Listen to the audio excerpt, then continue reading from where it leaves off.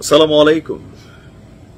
মনটা অনেক খারাপ আর আমার নিজের অনেক গোসাও তৈরি হয়। আমার মনে হয় যদি ধরেন আমি যদি ইরানের কোনো বাহিনীর প্রধান হইতাম এতক্ষণে ভাই অস্থির করে ফেলতাম।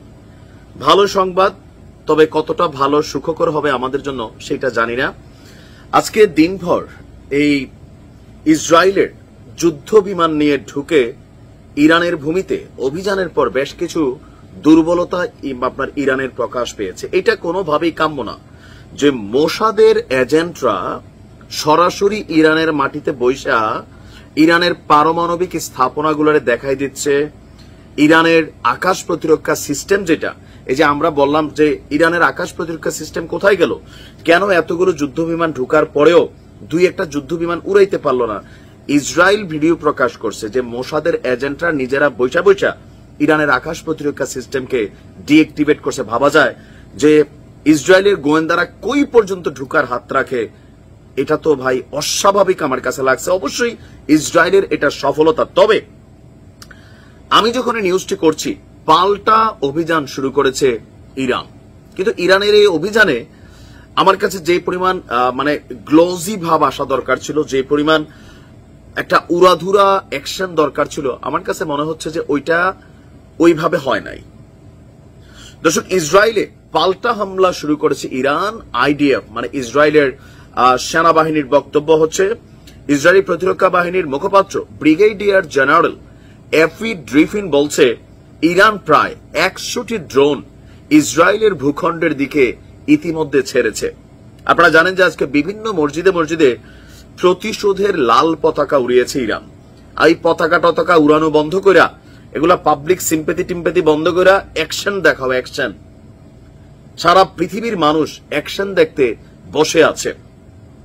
আইডিএফ এর মুখপাত্র বলছে যে ইসরায়েলের ভূখণ্ডের দিকে ছোড়া ড্রোনগুলোকে আটকানোর জন্য তারা ব্যবস্থা নিচ্ছে। কারণ আপনি অভিযান চালাইলেন আর প্রতিপক্ষ জানে যে একটা জিনিস আসতেছে উইরা, তো স্বাভাবিকভাবে এটাকে প্রতিহত করার জন্য যথেষ্ট সময় পাচ্ছে।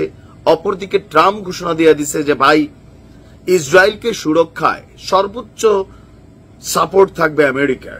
এমনকি আজকের এই হামলার পরে ট্রাম্পের যে পরিকল্পনা সেটা বাস্তবায়ন হতে যাচ্ছে। এই ঘটনার ভিতরে, যেখানে আজকের এই ঘটনায় ইরানের সবচেয়ে কি পয়েন্টের যে বাঘগুলো আছে সেগুলো কিন্তু ইসরায়েল স্বীকার করে ফেলছে। বিভিন্ন বাহিনীর প্রধান সহ প্রায় 20 জন উচ্চ পদস্থ সামরিক কর্মকর্তা, সাধারণ মানুষ সহ 70 জন নিহত, 300-র উপরে আহত।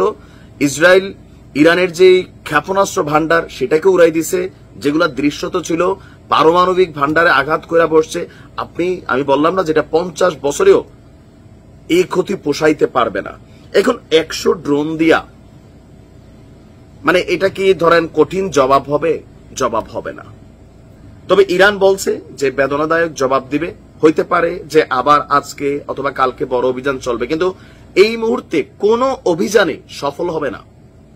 কারণ ইসরায়েল যেটা করছে, ইরানরে ঘুমের রেখা ঘটনা ঘটাই দিছে। ইরান যদি আগে থেকে জানতো তাহলে কিছুটা সতর্ক হইতে পারতো। কিন্তু ইরানে আপনি দেখেন আমাদের বীরদের যে প্রধান ছিল উনাকে কিন্তু ইরানের ভিতরেই শেষ করা হয়েছিল। কিভাবে করলো?